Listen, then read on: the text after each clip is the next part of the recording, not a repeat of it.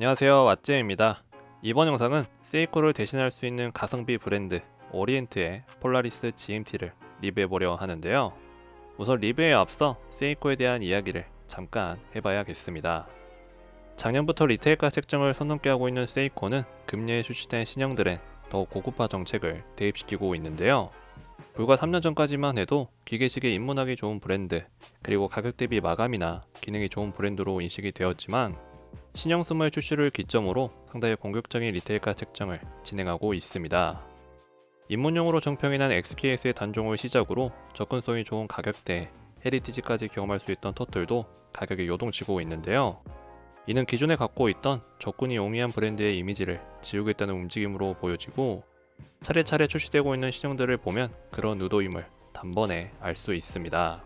하지만 가장 중요한 것은 출시된 신형들이 가성비를 버릴 만큼의 가치를 갖고 있냐는 것인데요.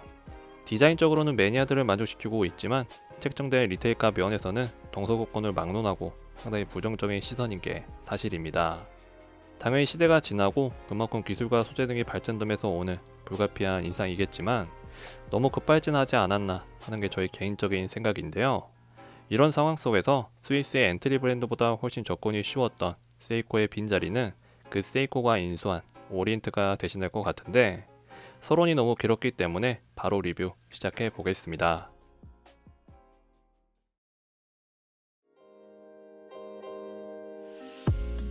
오늘 리뷰해볼 폴라리스 GMT는 오리엔트의 숨은 명기라 부르고 싶을 정도로 전체적인 완성도가 좋은 모델인데요. 오리엔트의 상위 모델들이 포진되어 있는 스타라인과 견주어 봐도 전혀 손색 없을 만큼 준수한 얼굴도 가지고 있습니다. 더불어 오리엔트에 조금만 관심을 가지셨던 분들이라면 접근성이 좋은 가격대에 괜찮은 모델들이 많은 브랜드인 것도 아실 건데요. 이 폴라리스 GMT는 오리엔트의 그러한 장점들을 모조리 때려박은 모델로 볼 수 있습니다. 스펙을 먼저 살펴보면 케이스 사이즈는 42mm, 두께는 약 12mm, 러그는 22mm, 러그 투 러그는 48mm로 드레스 계열치고 상당히 큰 사이즈를 가지고 있습니다. 사진으로 접했을 때는 40mm 정도로 생각했었는데 서구권에 더 집중하는 이유에서인지 사이즈적인 측면이 조금은 아쉬운 점인데요. 하지만 중앙부의 기호실 패턴과 파워 리저브 인디게이터, 그리고 데이트 창 등 사이즈만큼 다이얼이 꽉 찬 디자인이기 때문에 생각보다 크게 보이진 않는 것 같습니다. 세이코에 인수되기 전에 나온 모델이기 때문에 현행 모델과는 조금 다른 느낌을 가지고 있는데요. 원래는 이 모델 외에도 아쿠아테라와 정말 유사한 모델, 그리고 그새의 칼침을 대신할 수 있던 모델도 있었지만 2017년도에 세이코에 완전히 인수가 되면서 현재는 단종이 된 상태입니다. 물론 이 폴라리스 GMT도 현재 단종이 된 상태이고 풀려있는 재거품을 구하는 것도 상당히 어려운 모델인데요. 개인적으로 드레스 계열은 취향이 아님에도 근래 접했던 시계들 중에서는 가격 대비 얼굴이 정말 매력적인 것 같습니다. 리뷰 영상을 업로드하기 전에 구독자분들에게 첫인상을 물어봤었는데요.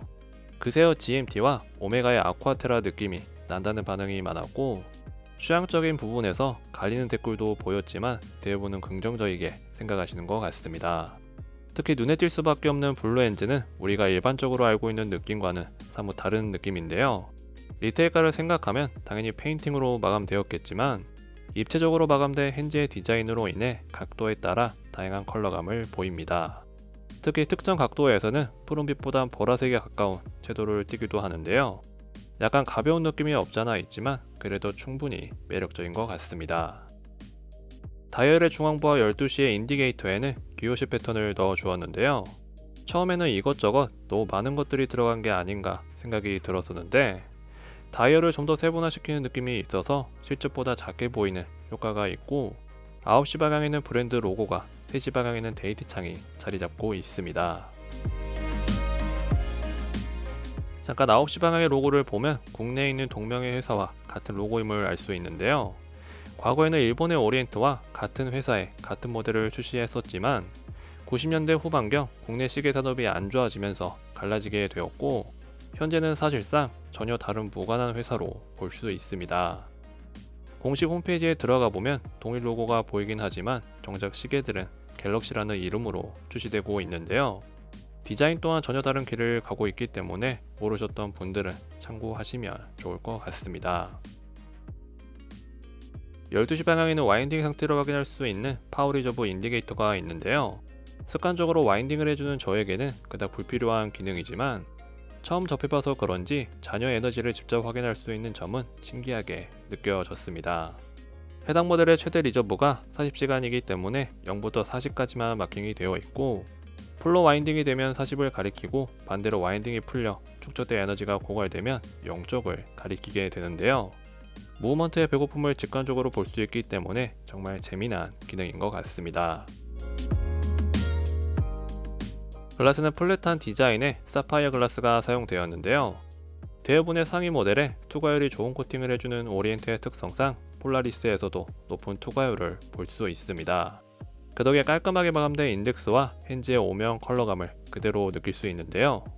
보편적인 내부 코팅보다 훨씬 투명하게 느껴져서 글라스가 없는 것처럼 보이는 점이 매력적입니다. GMT 모델인 만큼 용도를 한 칸 빼면 GMT 핸즈를 조작할 수 있는데요. 베젤이 없는 디자인이기 때문에 챕터링의 마킹을 통해 해당 국가의 시간을 지정할 수 있고, 핸즈의 끝부분은 속이 비어있는 스켈레톤 디자인을 하고 있습니다. 원래는 흰 바탕에 야광 도료가 채워진 줄 알았었는데 생각해보니 인덱스에도 야광이 없더라고요. 모든 야광의 부재가 조금 아쉽긴 하지만 어두운 곳을 제외하곤 시간 확인에 지장은 크게 없었는데요. 오리엔트의 야광도 맛보고 싶었는데 다음에 다른 모델로 경험해봐야겠습니다.